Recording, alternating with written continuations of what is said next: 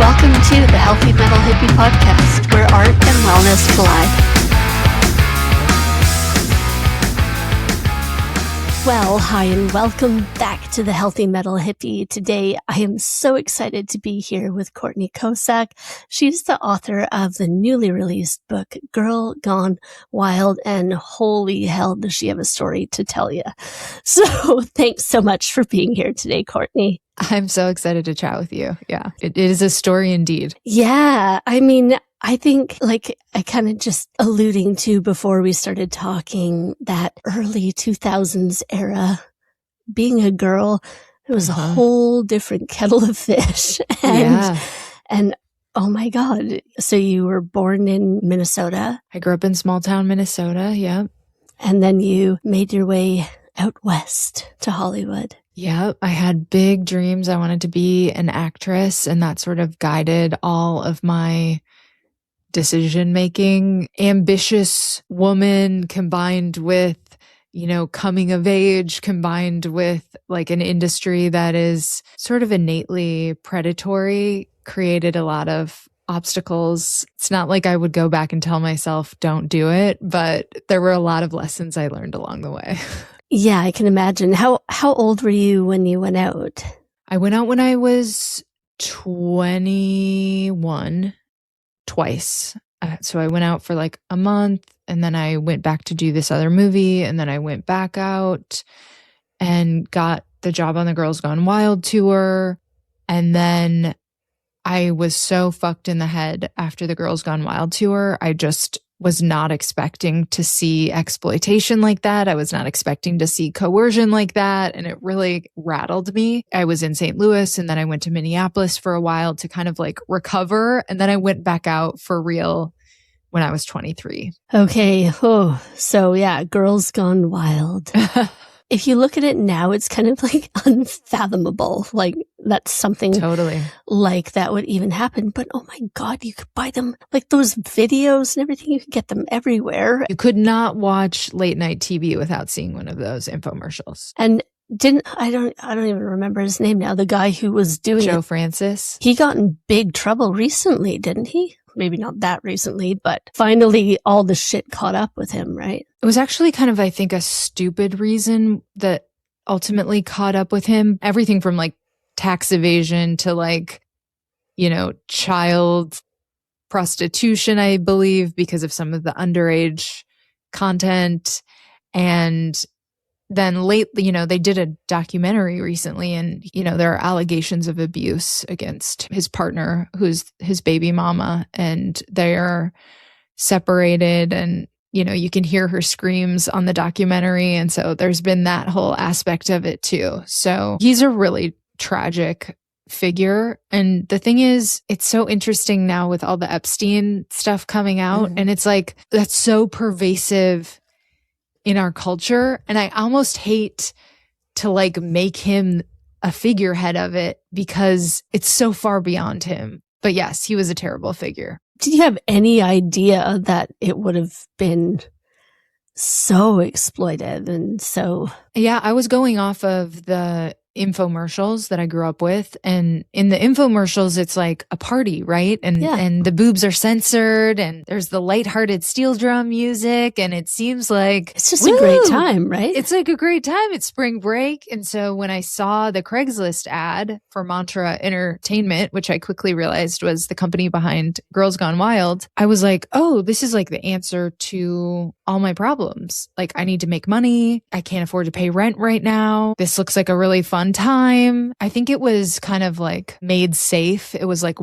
whatever, like innocent washed or however we want to call it by people. It was so ubiquitous throughout our culture, like the Girls Gone Wild's joke. And so it was like even politicians like John Kerry were making jokes about Girls Gone Wild. And there was something kind of safe about the way that they talked about it. It was wild, but it wasn't frequently acknowledged that it was porn. And so, yeah, I did not know until obviously I got on the tour and I was like, oh, they make it in the back of the bus and the girls are drunk and they're signing contracts and all this stuff that I did not realize, like the logistics that went into it. And then I was like, shit. And I'm the same age as these girls. And there was all kinds of other toxic stuff, like guys on the crew were incentivized for the scenes that they got. So I'm the only girl on the bus and we go out to dinner and they're constantly rating girls. Like, she's a 4, she's not good enough for the Girls Gone Wild. So, that was like a separate mind fuck of like, oh, is the whole world just about how hot you are? And it was so toxic. First of all, I'm like, okay, I hope you carry no guilt or no shame around that, because how the fuck were you supposed to know? Like, it's so true based on the commercials until you either watched a tape or if you were there. How would you even know that it was like that? It just looked like you say, like a good time. Mm-hmm. Who wouldn't love to like go party with a bunch of cool girls and like get drunk and just be like, yeah, we're having fun. Yeah. That sounds awesome. Obviously wasn't. And not to mention, like, drunk, you can't enter into a contract. Underage, you can't enter into a contract. So, damn. Yeah, but they did. They did have these drunk girls, and those contracts, as far as I know, did hold up in court, which is insane. No, they shouldn't have. I have been able to work through, writing the book was just a great process of liberation. And, it's like working through all those memories. I was like, this part of the shame was other people's expectations. This part of the shame was societal. What actually belongs to me. The whole book is not just, that's one of the experiences, but there are other ones too a lot of them were me learning what society thinks about women, and working through all of that has just made me feel light as a feather, and yeah, I'm happy to be now a scary feminist who's so empowered. Yay. It's impossible to take away. Yay, we love the scary feminist. I was going to say, you are right. Like, especially, early 2000s, it was all about, are you pretty enough? Are you thin enough? You would still be thin and you'd still be too fat. And it was constant criticism for celebrities, but even non-celebrities, just like, all of these things that's wrong with you. There's everything wrong with you. There's nothing right with you. And I think people like our age, especially, kind of carry that with you, where you still go, I shouldn't be here. I'm not good looking enough, or whatever the fuck it is. But we're all starting to wake up and go, oh my God, it wasn't real. Yeah, it becomes part of your self-talk, right? Like that you have to really unwind. And yeah, some of this stuff is crazy. Like, it's crazy. They used to guess celebrities' weights in the tabloids. Do you remember that? Yes. That was psychotic. Yes. And there's that, oh my gosh, who was it? That was on like Howard Stern, and they're like, just get on the scale and we're going to weigh you. And I'm just like, how? Well, I'm trying to remember who that was now, but I'm sure it happened to more than one person. Yeah, I'm sure it was more than one.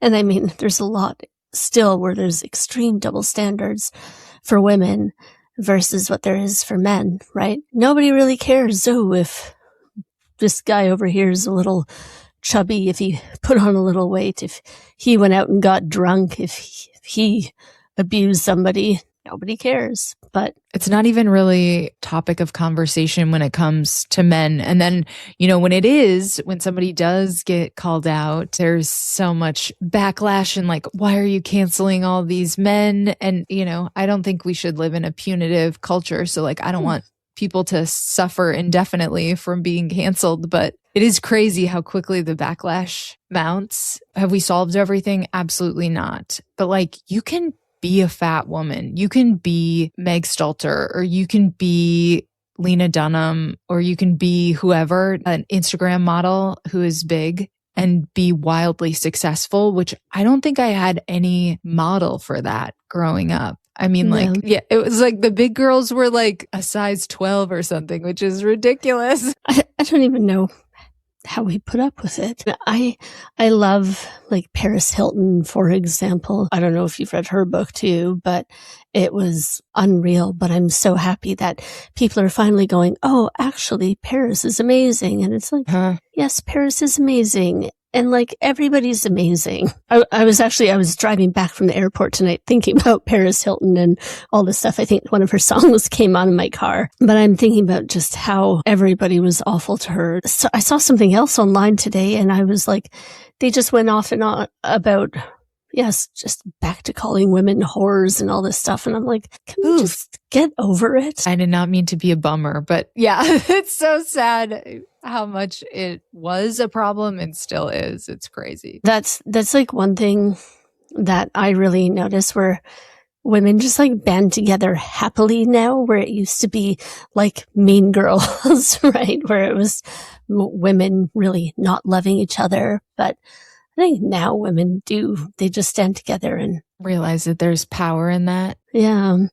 You said you went back out to LA when you were 23 then. How did things go from there? I had a lot more support the second time in that I, knew I was going to live with my best friend and we got a great place. And I knew I had a better idea of what it took to get started, because I think there's all these misconceptions in media about how the entertainment industry actually works, and it's not accurate. So having gone out there a couple times, I knew a little bit more about what it was actually going to take. And so I could prepare for that a little bit better.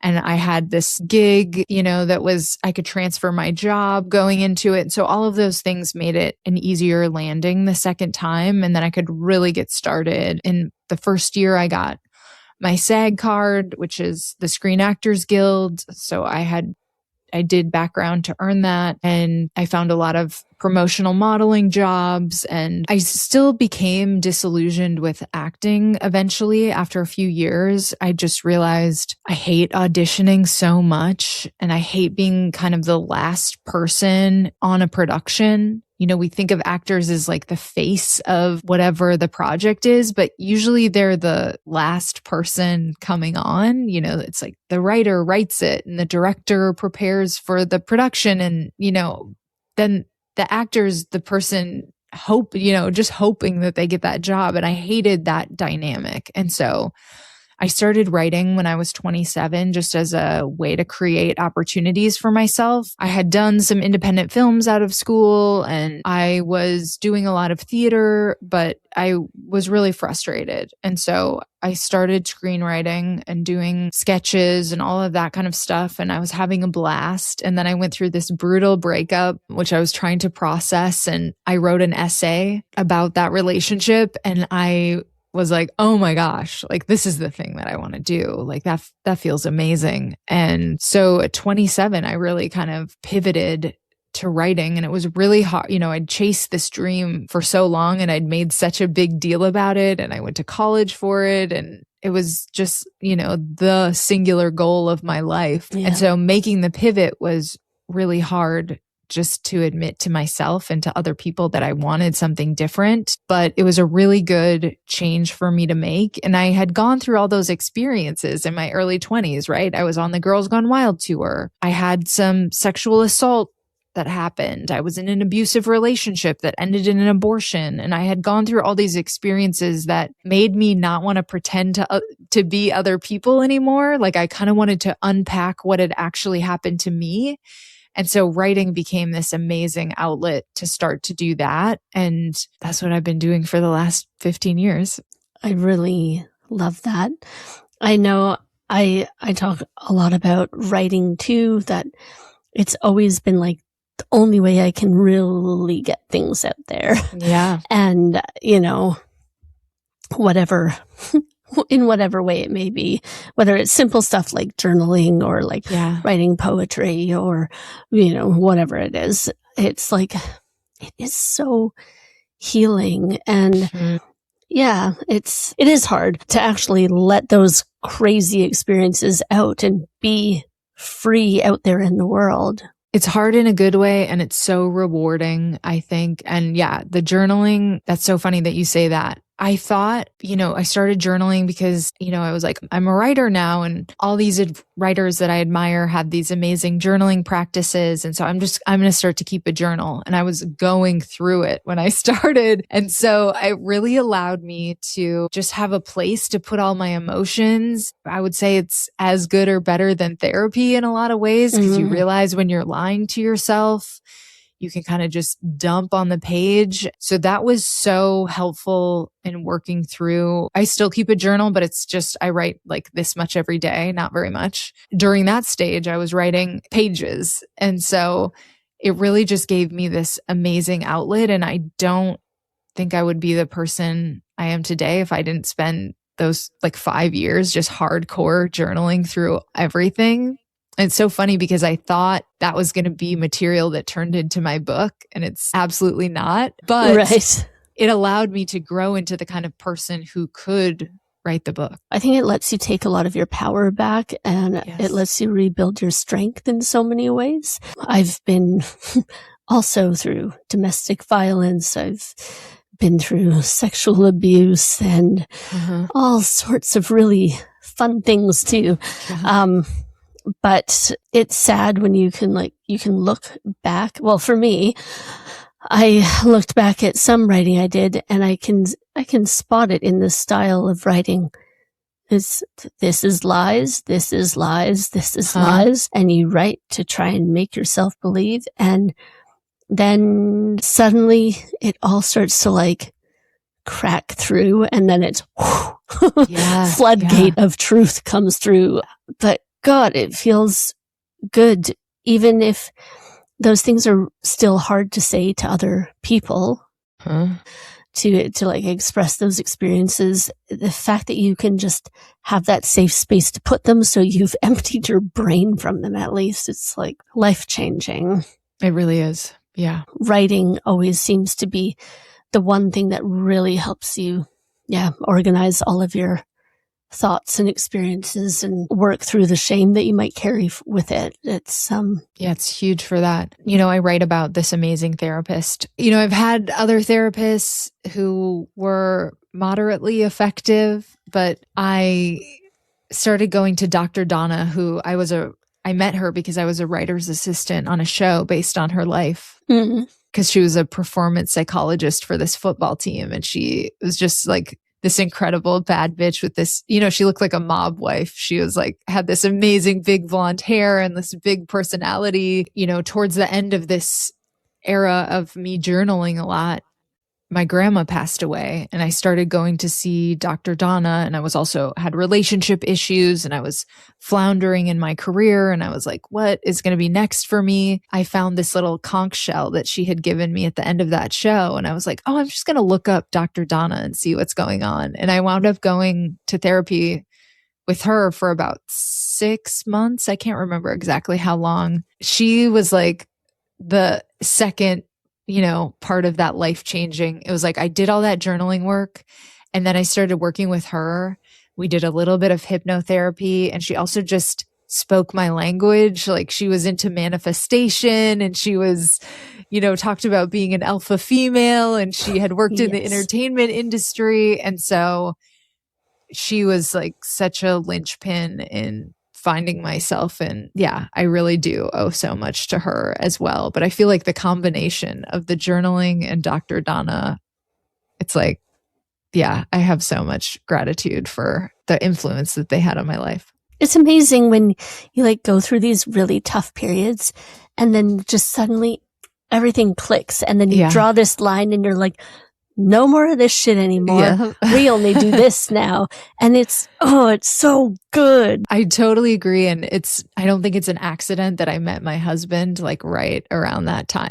Obviously we dated for a long time before we got married, but I'd been through all these relationships that weren't it. And there were, some off-kilter dynamics and all of that. And then I think when I finally was like ready for it and came into my own, like that's when someone great came into my life. And I just do not think that's an accident. It's not.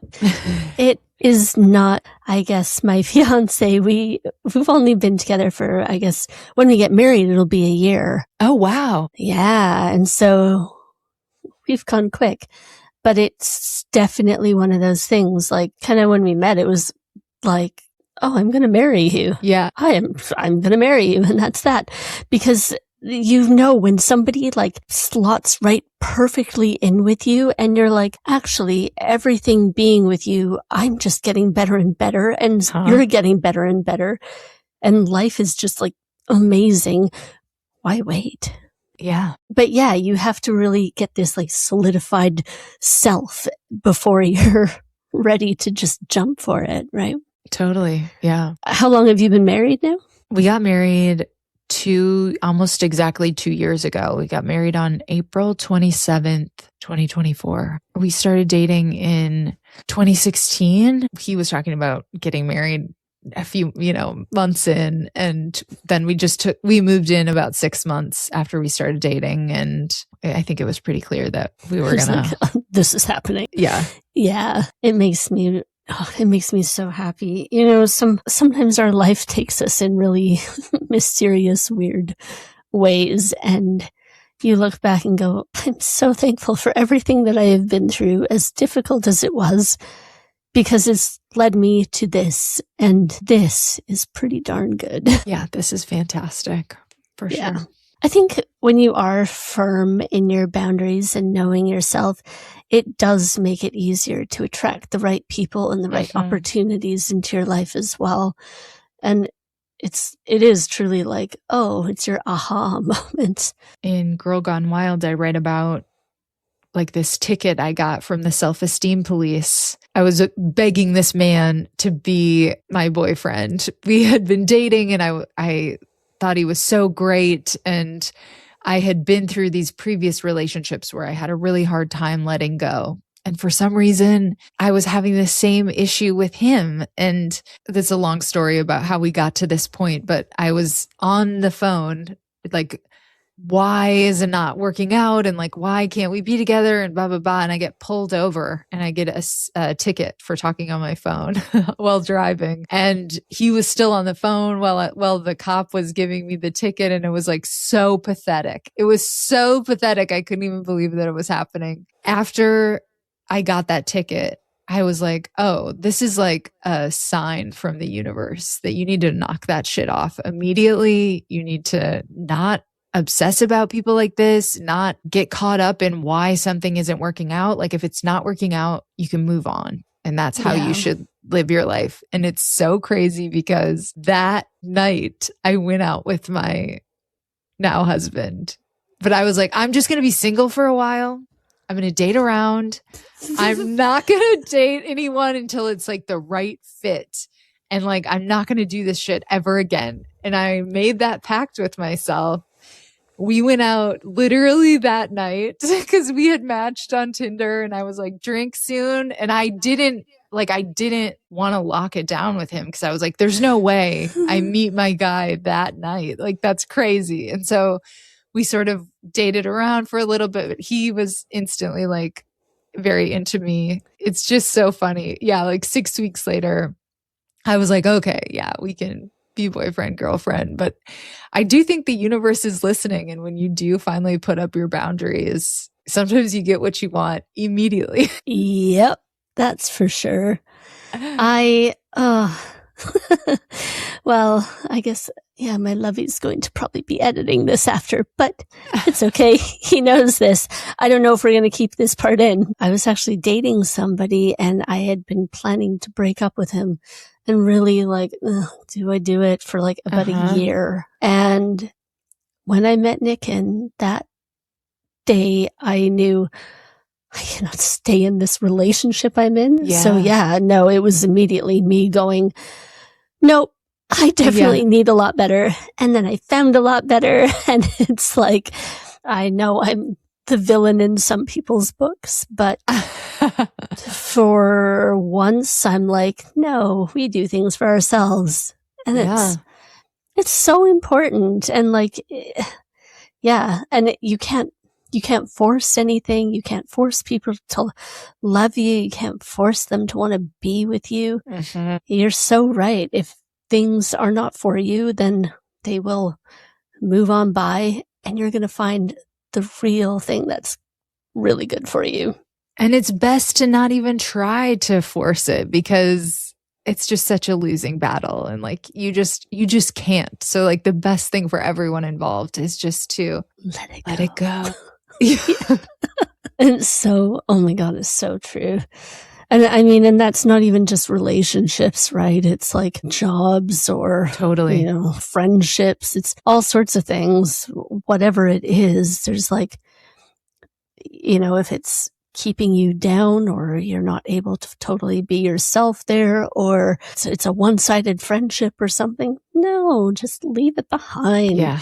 Better things on the horizon, but you have to trust it. Yes, totally. Do you still have involvement with like TV or film? You know, I podcast and I wrote this book and I still do a lot of freelance stuff. I am trying to sell a show related to the book. You know, I'm always kind of working on a few TV or film projects, like just in case. You know, it's such a hard industry, but yeah, I kind of always have something on the back burner and I'm pursuing it. But I mean, it's kind of the same thing as with acting, right? There's so much that's outside of your control in terms of like writers' rooms and producers and all of that stuff. And so like with books, I can kind of control my own destiny. With a podcast, same thing. And so though I try to make those things kind of my centerpiece, so I don't get too caught up in other people's timelines. And, you know, it's like, it's great if something like that goes, but I'm really happy that my life is not built around it. Oh, absolutely. That's the ideal. You build things for yourself. And luckily we're in this new kind of media ecosystem where you don't have to be a columnist for a major paper, or you don't have to be writing on a certain show, or, you know, like you can definitely carve out your own little ecosystem and niche. And that's amazing. I'm so glad. I'm lucky to be alive during this period. Yeah. And I think it's cool because you get that direct ability to find your own people and build it exactly how you want. It's like you say, nobody's telling you the rules of you can or can't do this. You're like, actually, it's mine. I can do it. Yes, totally. Oh, it feels very good. I mean, I do like social media work and tour booking, artist management, that kind of stuff for people. And I probably do some things very untraditionally, but I love it because that's like, you find the way that works for you and works for the people that you're working with. And what else could you ask for, really? Yeah. I would so struggle to have just a regular job at this point. It's, you know, so I had a really long and lovely career in insurance. And after I left my husband, 6 months later, I lost my job and I went, so we're not going to be doing that anymore. And I just decided, like, when I came to England, I truly wanted to rewrite my own history anyway, for my own story. And this was like the perfect time. My whole life burnt down. So why not just build a new one, right? Yeah, I love that. That's great. You have to. Do you want to tell us a bit about your podcast too? Yeah. So I'm sort of addicted to podcasting.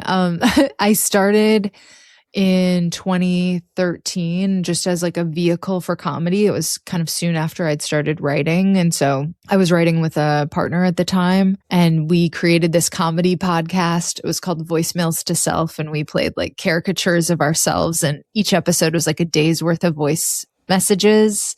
And we had comedians voice different characters in our lives. It was so fun. But that was like my entry into podcasting. And then in 2016, I started this show called Reality Bites. This was during, right before I met my husband. I was a frustrated dater. My best friend at the time was also a frustrated dater. And so we were like, let's podcast about this. It was great. I was instantly like so into the medium. And that podcast, Reality Bites, has now been through a bunch of evolutions, but it started in 2016. And so I'm on my 10th year of that show. It's now called Private Parts Unknown. I've done series where there were travel kind of series. And so went to Helsinki, went to Mexico City, went to Tokyo and kind of reported on love and sexuality there. And then I do other interviews about all kinds of, the same topics that I'm dealing with in the book. Some of them are in the podcast. Like I can talk to people about reproductive rights. I can talk to people about different relationship dynamics. So it's been a really great outlet for me to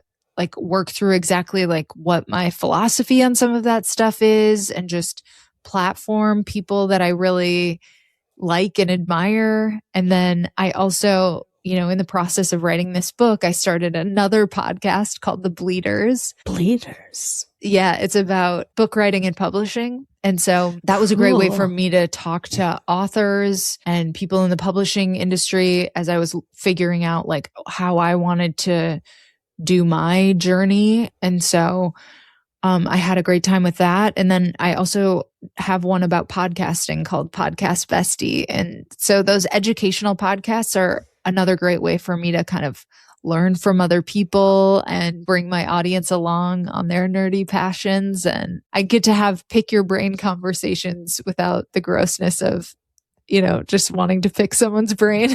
Yeah, you're like, but it's mutually beneficial. Yes, exactly. No, I really love that. And I mean, everybody loves a good how-to when they're looking at, how to do things. Well, shocker.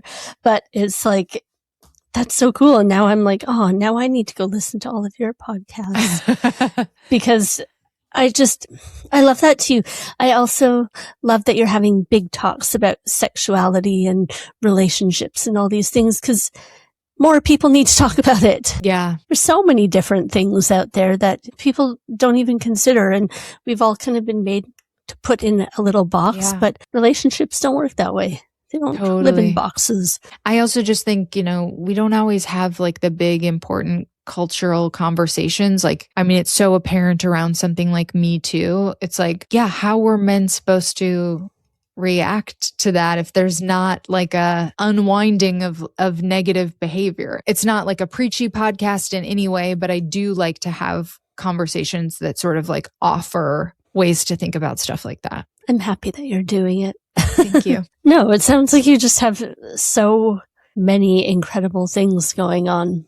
And it feels nice when you come out of like difficult times like you've been through and you've come through them strong, you come through them resilient, and you come through it knowing yourself better and being able to give something like wonderful back to the world in the process, I'm sure that there are so many women that just find you a light of hope, and it's probably given them back their future in a lot of ways.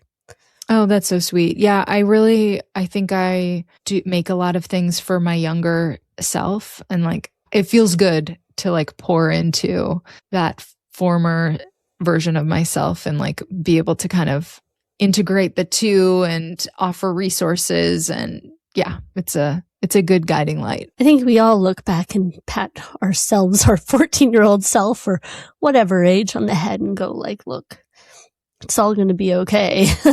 And,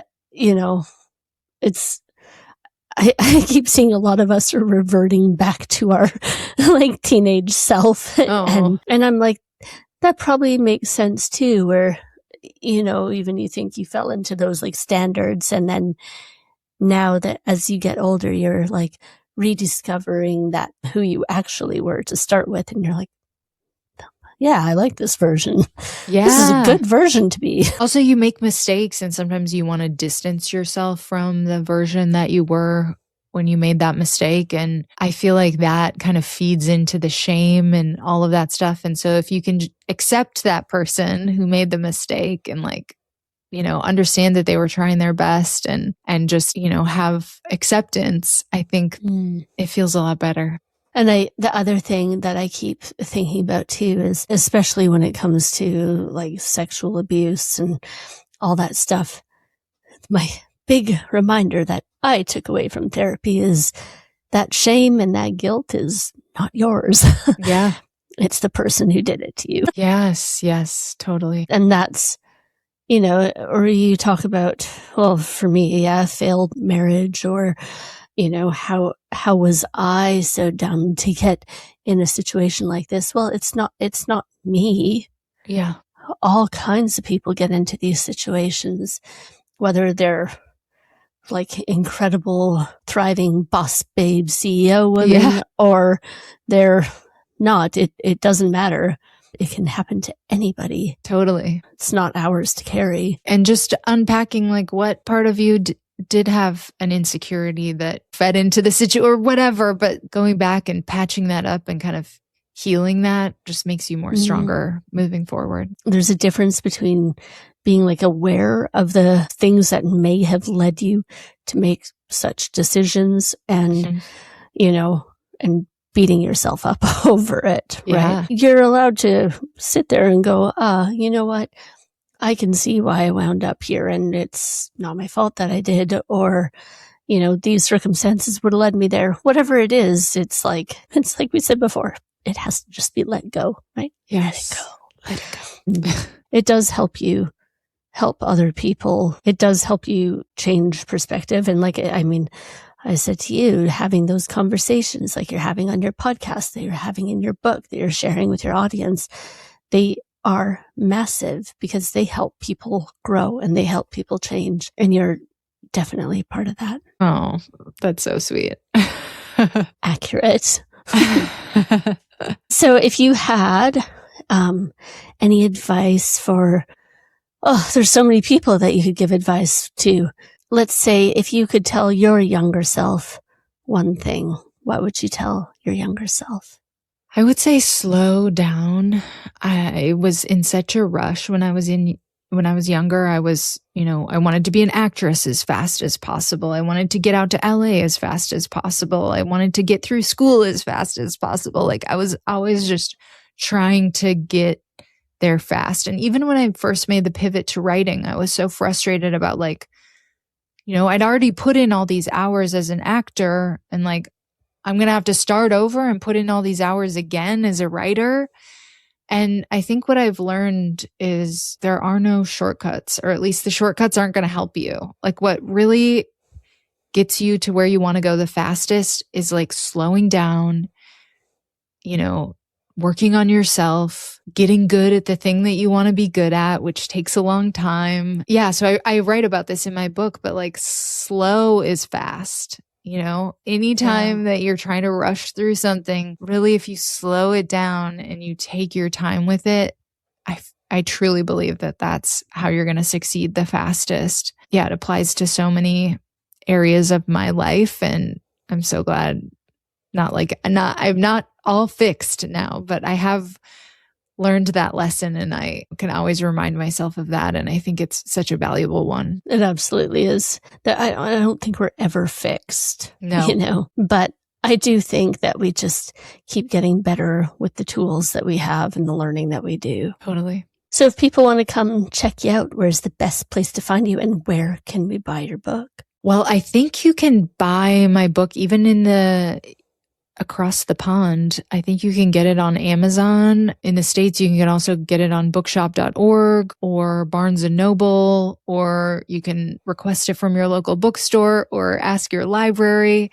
Lots of places to get Girl Gone Wild. I'm all over the internet. You can find me on social media at Courtney Kocak. My last name is Kocak. My website is CourtneyKocak.com. I also have a bunch of Substacks. I have one for the Bleeders, one for Private Parts Unknown. You can find me on the podcast apps. I'm all over. I love that. Thank you so much for being here today, Courtney. I have absolutely loved talking to you, and I'm ready to get stuck into that book now. Thank you so much. I had a blast. Thanks so much for joining us on the Healthy Mental Hippie podcast. For more ways to connect, go to www.healthymentalhippie.com.